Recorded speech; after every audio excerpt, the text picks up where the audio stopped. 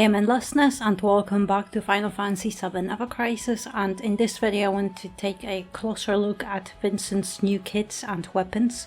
So Vincent's limit breaks first, and as you can see I don't have his limit breaks maxed out or unlocked, so keep in mind at level 10 they will do significantly more damage, and personally I am quite jealous of Vincent's gimmick being all about limit breaking, and most of his weapons make Vincent's limit gauge feel much faster, and I wish I had something even half as good for Sephiroth and Cloud. The default limit break is Berserk Dance, and it's rather a standard limit break. 1260% at level 5 is alright, but the lower Vincent's HP, the more damage it'll do, so I assume it will scale by 30, 60 and 90%, so Vincent being at 30% or lower will do 3 times the damage, which should be quite powerful. But 30% HP is quite risky, and yes, this limit break has 1800 charge speed, but Vincent fills his limit gauge much faster, so you'll be able to use this limit break way more often than other characters will. The second limit break is Beast Flare, and this is where Vincent becomes quite broken in my opinion. At level 1 it deals 1500 physical and magic damage to all enemies, but has a very slow charge speed of 4000, but again Vincent's weapons fill his limit gauge much faster. What is broken about this limit break is that it decreases both physical and magic attack with a high potency, and it also ignores resistances and immunities. So remember Bahamut and Ifrit battle where Ifrit couldn't be debuffed? Fear no longer, just use Vincent and you can ignore Ifrit's immunities and just nullify and debuff him, and Bahamut battle has switched into an easy mode. But wait, there's more, because Chaos Rampage is what I consider Vincent breaking the game and making other characters insignificant. Same 4000 charge speed, but using Vincent's weapons will make it charge much faster, and at level 1 it deals 6000% physical and magic damage. At level 1 this thing charges faster and deals more damage than fully upgraded Bahamut's Mega Flare. And that's not everything, because Vincent also increases his own physical and magic attack with extra high potency. Until now we could only increase our attack by 3 stacks high potency, but remember bosses like Bahamut buffing their attack by 5 stacks? This is what Vincent is doing, and the initial duration is 20 seconds, but if you would add some buff debuff duration it could extend it much further, I think. Also, if Vincent's HP is at 30% or lower, it also applies haste on himself. Like, come on, this limit break is just broken. Well, both of them are, but this one is insane. And this very slow charge speed isn't as slow anymore, because almost every Vincent's weapon speeds up his limit gauge every time you use that weapon ability. Vincent comes with 9 launch weapons, and the 10th weapon is in his limited banner, so for this reason I will only look at his normal weapons that will remain available in the game. First, Chiron is Vincent's launch weapon, and we got 2 copies of it, so every player in the game has a guaranteed OB1. And this weapon by itself seems like a nice earth debuffing weapon that, despite dealing physical damage, mainly is for magic users. It has most balanced P and M attack stats, with both having exact number, but the R abilities are very good and can be used either on Vincent or as sub-weapons for a magic debuffing character.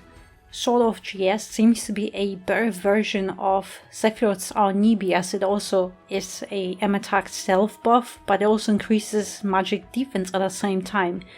But this weapon in my opinion also has much better R abilities with 30 attack and 52 magic ability potency, and it looks like a useful secondary weapon for Vincent, but also a great sub-weapon for a magic DPS character. Now it's the S1976C, and anyone who missed out on Sephiroth's Kuja, this is literally Kuja but available for everyone to max out. And not only that, Kuja has a 50% HP requirement for P-attack debuff, but here Vincent can debuff both at the same time without any requirements. Also, the R abilities are the same as Kuja, with the M attack 46, but this one has 39 ability potency, so ability potency is slightly higher than Kuja. Quicksilver is an interesting new weapon that's specifically designed for Vincent, with a lot of points into limit break potency and also deals 750% physical non-elemental damage, but the lower Vincent's HP, the higher the multiplier bonus. So if Vincent was around 20% HP, he should do 1125% damage. It's high risk, high reward because you want to keep Vincent at a very low HP for that highest DPS without him dying. It seems it's designed for reprieve with that, so Vincent can cheat death once while maximizing damage output. T03 Model N is a similar weapon to Quicksilver but has 62 P attack points with lowered physical ability potency, but at OB10 the C ability deals only 300 physical non-elemental damage, but the lower Vincent's HP the higher the ability potency is, and it can stack up to 3 times, so if Vincent is at around 3% HP he should do 900% damage. It seems to be slightly weaker than Quicksilver but a little bit safer. Double Stem E is another magic weapon that has very nice R abilities and stats, and also deals 520% magic non-elemental damage to all enemies.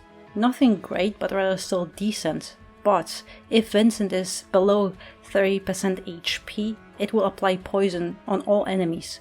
It also doesn't say percentage, so I assume poison is guaranteed in this case.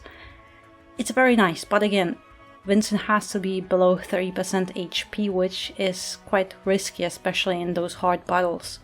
Now Short Barrel, Vincent's elemental weapon with very high wind potency and slightly lowered physical attack, and it deals 400% physical wind damage, but the higher Vincent's HP the more damage it deals.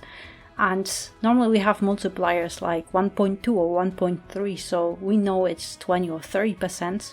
And if we apply the same math here, it would seem that this weapon could do 1200% wind damage if Vincent is at full HP. It feels a little bit too overpowered, especially for a launch weapon, so someone would need to test it out to confirm it really can stack so high, because it's the first time we see such multiplier in the game. But if this weapon can get up to even 800% at the very least, then Vincent can do some very nice wind DPS, but those R abilities will be perfect for our wind DPS characters like Sephiroth, Yuffie or Tifa. Kath Balug is Vincent's second elemental weapon, and it seems to be the most standard one, like standard 520% magic ice AoE damage, but again, those R abilities make it an amazing sub-weapon for magic ice DPS, like for example Sephiroth, where we barely need M attack points to max it out, and we mostly just want ice potency, which is very much increased here. So I would say this is one of those weapons that should be mainly used as sub-weapons for other characters. Lastly, we have Gilded Age, and I think the command ability on this weapon is the least interesting, because it's just a self-heal for Vincent and it's not really a big heal, and that additional region is nice. However, normally every character has a dedicated role, and it's simply inefficient for Vincent to heal himself, as we normally already have a dedicated healer. Those R abilities are nice, I guess, with a lot of HP, but slightly lowered ability potency. It's alright, but I think it's his worst weapon, specifically for Vincent if you were to use it as main or secondary weapon. But what's good about it is it increases Vincent's limit break gauge by 10% every time you cast it. Vincent has this limit break gimmick, and most of his weapons affect his limit gauge and make it feel much quicker. Not only that, I also think Vincent has the best offensive limit breaks in the game. They are most powerful, but they also have the best utilities. Vincent also has a very nice set of launch weapons with great utilities like Sephiroth's Kuja, self-magic attack buff, and most of his other weapons are non-elemental and their damage depends on Vincent's HP, and those ones are a new thing in a game.